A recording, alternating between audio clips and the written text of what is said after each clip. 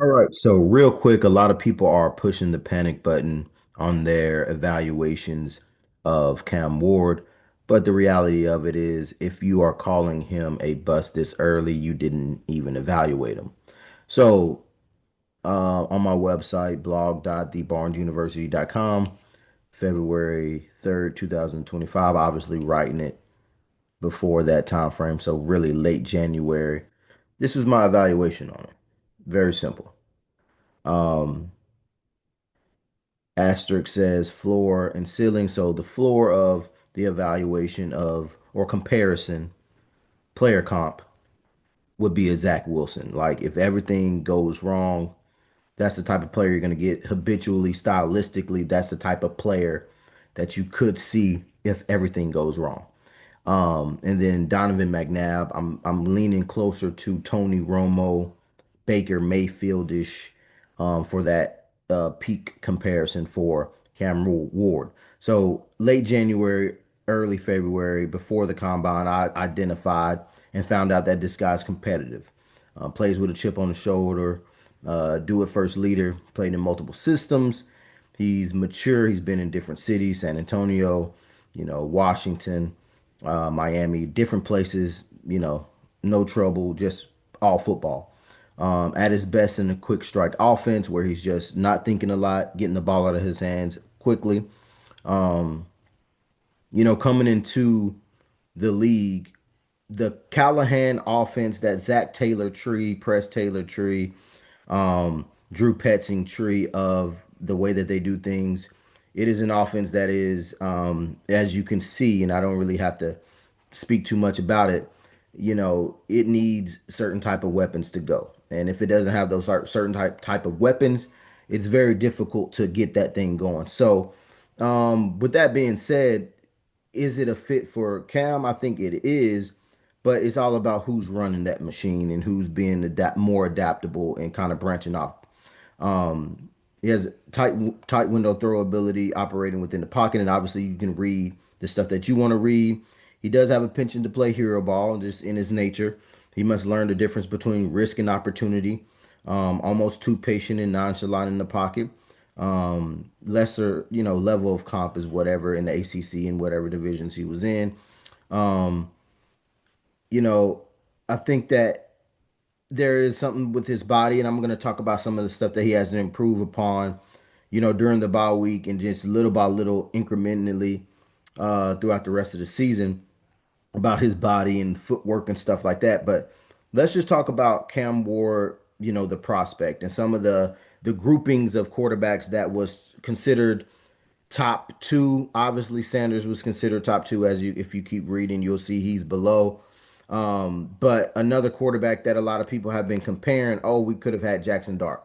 So I do have a mock draft that I have, obviously documented where I did a scenario where I traded with, I think the Jets moved down to seven, was able to get, another player and then draft Jackson Dart later. So I was a big, supporter of Jackson Dart. Where a lot of sites I didn't really see him in the top five. He was barely there, and maybe a late push in the process. So a lot of people are going to bunch these three quarterbacks together forever because that is their draft class. Um, and then obviously we've got Dylan Gabriel later on in the ranking system. But the way that I rank Cam Ward, Sanders, and Dart is Cam Ward is the guy that is the talented, quick strike improv Houdini. What he's going to be in an offense moving forward will always be that. That's his nature. Talented arm talent, right? Doesn't offer much plus one ability, which I call running ability, but he still has that arm ability to be that playmaker with his arm. And then Shador Sanders, I thought he was the most polished quarterback in terms of footwork. I think he's improved his velocity on his throw, so I don't think power is that much of a issue that it seemed to be there in Colorado. He's gotten bigger, he's gotten stronger. Now the off-field stuff is the off-field stuff, right? But as far as the polished quarterback, he looked to be very polished, and then even in the preseason, extremely polished. He has to see things completely, so sometimes he's more of a see it thrower. So anticipation Sometimes in murky coverages, he's not able to see that. Holds onto the ball a little bit too long. That was obviously shown in the preseason. But then you have Jackson Dart, where I pretty much stated, in so many words, with the high ceiling, right? I am a fan of having quarterbacks that can run, that adds 30, 40, 50 extra yards to your offense, can be a threat in the red zone. That is my type of quarterback. So obviously him being bunched in, and then my letter grades in my notebook, all of these three quarterbacks were very close. And having that ability, of course, his ceiling is going to be higher because of the plus one ability. But he had some, weight transfer, mechanic issues. His clock in his head had to be sped up a little bit. He has to know when a play is over as well. So he had his flaws being in that Ole Miss offense in that system. But what I will say, based off of the production and how each one is playing, I will say that Jackson Dart has been developed better, and that has nothing to do with Cam Ward because he's in his situation, right? He's trusting coaches to develop him and give and be in his ear about what's wrong and more sooner than what's happening now. A lot of his deficiencies now should have been harped on more and stop trying to be buddy buddy and actually coach. And I'm not criticizing, but I'm just the nature of how his training went to me was, this is Cam. Obviously, you want to make him feel home. Obviously, you want to make him feel like he's the captain of the ship. But at the same time, you still have to be stern with him so that he doesn't have these bad habits that creep up. And I think Jackson Dart's his bad habits has been worked upon and intentionally worked upon. It wasn't just him throwing during the summer or whatever, or all this praise. It was, oh, you got to get better at footwork.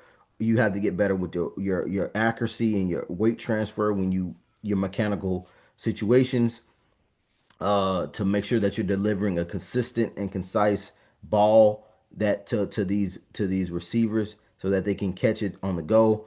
And he's not going to be perfect, but that's the thing. That's why he is a starter now. He won that starter position because the plus one ability, the improvement from the offseason.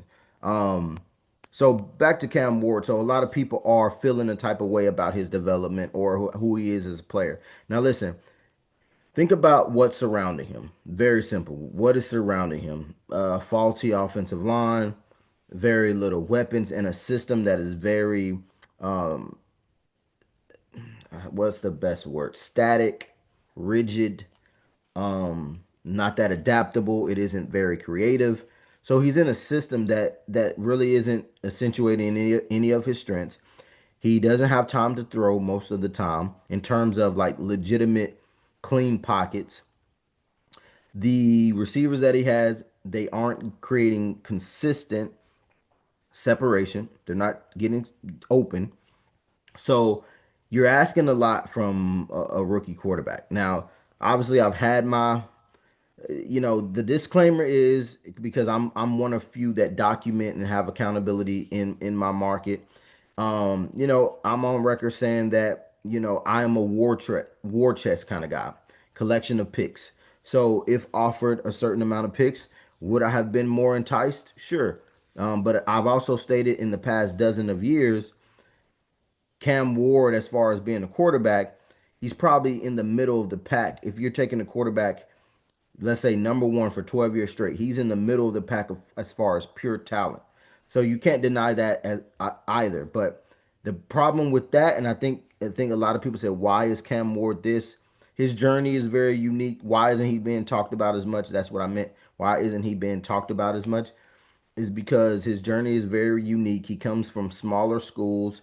He isn't the height, weight, speed athlete, and that's really my issue right there. Is like height, weight, speed compared with, you only, hopefully you only get to pick one, number one overall one time, or hopefully you're not bad enough to pick that multiple times. But usually, if you only get it one time, you want to make sure it's worthwhile. And the concept of just drafting one player compared to accumulating picks that can build your team up first, then go find the guy, is different. So it's just differing opinions. But now I always think of uh, the operation of a team in two phases, right? It's the talent acquisition phase, which is the draft and free agency. Then it's talent maximization. So you already got your guy. So it's not like you're shopping for another guy. Although I would bring in a veteran to compete, I thought that I am of the opinion that I don't care where you're drafted. If you're a number one quarterback, it's not an automatic that you start. You need to have competition because competition brings the best out of people. Unless you're a generational talent, Andrew Luck's. I would even consider someone like Cam Ward. I mean, not Cam Ward, but the other Cameron Newton. Those type of guys didn't need a veteran to like compete with because their impact was so sudden that it didn't need that. But other people in the last dozen of years, it would have behooved them, other than Joe Burrow, of course, again, because his mindset and his ability to be accurate and things like that. His that what he was very polished, one of the highest grades that I've given a quarterback. But yeah. So with that being said, having that label was not Cam Ward. He did not have that generational label. So I felt like bringing in and not treating the QB2 position as a position where we don't need to be good at it because if Cam Ward isn't good, we'd rather suck and pick higher. No, it's all about the development and surrounding him with competition, surrounding him with a better voice. And I don't mean to disrespect any of the veteran quarterbacks that's been brought in, but he needs someone that has actually done it at a high level or has, substantial knowledge, not just knowledge of the offense, but experience around the league, collective experience around the league. And the Titans chose and opted to go for the people they went for, but I don't think that helped him mentally. It didn't challenge him. It was like a breeze during the offseason. And I think for the people that understand this idea and are fans of Cam Ward, you're gonna obviously agree to some degree, maybe disagree on some things. But the people that don't understand this concept is gonna be like, I'm out on him. He's showing so many bad things, but really, this stuff can be coached. Protection of the football, two hands on the football, getting bigger and stronger. So, which I was talking about, what he needs to do definitely during the offseason is he's going to have to get an NFL body. He's going to have to get in the weight room. He's going to have to get stronger. He's going to have to be prepared to run more because that's what's going to get us 2, 3, 4, 10 more yards or how many yards he can get. And it depends on his athleticism level and be able to take some hits down the field. And then, and as coaches in the front office feel secure with him making moves down the field, running the ball. And then that's obviously going to improve his accuracy because now he doesn't have to overcompensate with certain type of movements, with certain type of rotations, getting a stronger core, getting his footwork so it is tied to the route concept. A lot of times when he's inaccurate, his feet aren't even facing his target. Your feet have to be facing your target more times than not to be accurate, to be more accurate. So all of these things about Cam Ward, you're being too rash. It doesn't make sense. You know what I'm saying? It doesn't make sense. He doesn't have the time for one to throw. Then he doesn't have receivers getting separated to even throw it to them. So, and then you have to think about conceptually, are the OC or whoever, are they being creative enough, creating open players, or are they being creative enough to extend drives so that he gets more opportunities to score touchdowns, to get better? Because you only get a certain amount of reps within a game, and if you're not moving the ball, you're not scoring. He's not getting as many in-game reps as he possibly can. So I just think that it is a extreme overreaction to be talking about bust this early with Cam Ward. Now, there's a difference between the believing in the player and then believing in what the franchise may be able to do to surround him with that. That's a whole nother topic. That's a whole nother situation. Um, and the more that I think about it, the more that I just, I have my opinions on it. You have to have a specific plan for him. Like I said, if I was forced to stick and pick, this is the guy that I would have went with. If I have the trade down, obviously Jackson Dart was someone that I'm on record saying. Shador Sanders is someone that I liked as well. Um, but I think that he was the clear QB1 just simply because of the arm talent, the off field, and then he has a ceiling as well. It might not be as high as darts because of the athleticism, but he has a role here. Like I said, Tony Romo is someone that instead of Donovan McNabb, I think Donovan McNabb minus the rushing ability, that's more of a better comp. But Tony Romo is where I'm at, Teddy Bridgewater type. Baker Mayfieldish area where he's very creative in the backfield, eluding tacklers and extending plays, and then he has that sidearm angle to be able to deliver. So, um, that's why I kind of have those Bromo highlights up. Just I'm like, there's some similarities there, but yeah, that's really. I don't want to. I don't have to make this any more longer than what it is. Like, just chill out. I have a plan. I'd have a plan for Cam Ward. I have a plan for Cam Ward. Have a system that I have multiple systems that I think that he can be good in head coach candidates. Based off of head coach candidates, excuse me, and offensive coordinators. And then I also have like what can he do now that could definitely help his development. And then obviously have an off-season plan in order to get him back or get him where he needs to be. So I have the plans. Hopefully the Titans do. Uh, but yeah, it doesn't have to be this complicated. Give the guy some time.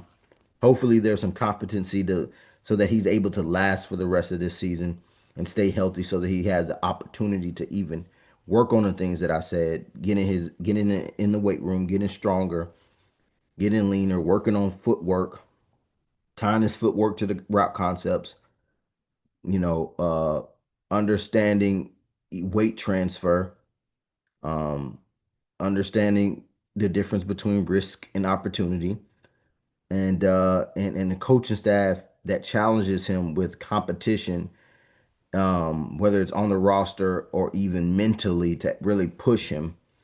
Um, and that's really it.